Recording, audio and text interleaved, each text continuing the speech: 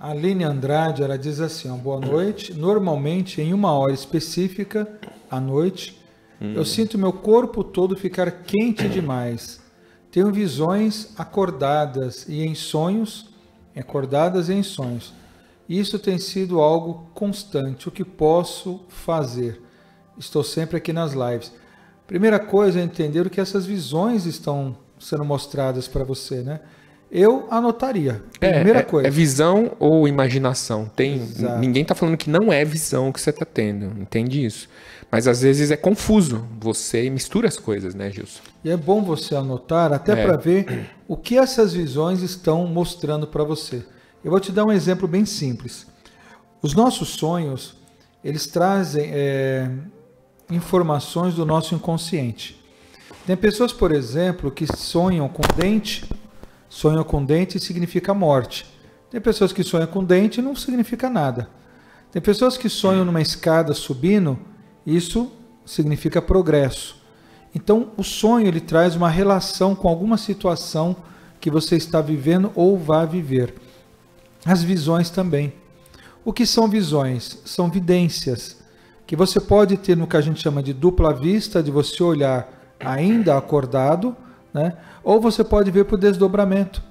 Então o Júnior vai dormir, por exemplo, né, Júnior? E quando ele vai dormir, ele sai do corpo e tem uma visão, por exemplo, dele numa determinada empresa, falando com um determinado senhor, com determinada roupa. Aí ele acorda e fala, puxa, eu tive uma visão estranha, né? E depois ele vai trabalhar. E quando ele vai trabalhar, não é que ele vai na mesma empresa, encontra um senhor igual ele teve aquela visão? Então as visões, geralmente, pode ser maneira de você captar futuro, de você captar coisas que estão acontecendo em outro lugar ao mesmo tempo, de coisas que acontecem com você ou de coisas até que já aconteceram. Por isso que é bom a gente anotar e se aprofundar, estudar um pouco mais sobre elas e ver o que realmente elas estão querendo nos mostrar. Porque cada pessoa é um caso, né? Sim. Cada pessoa tem um tipo de mediunidade e ela tem toda a vivência, ela tem toda aquela questão emocional, ela tem toda aquela questão consciencial que ela já adquiriu até agora. Então é importante, exatamente isso que o Gilson falou, você anotar, estudar, para você começar a discernir. É impossível que você tenha visão ou que você tenha algumas coisas premonitórias que as pessoas às vezes têm? Não, gente. Claro que não. Você pode premunir.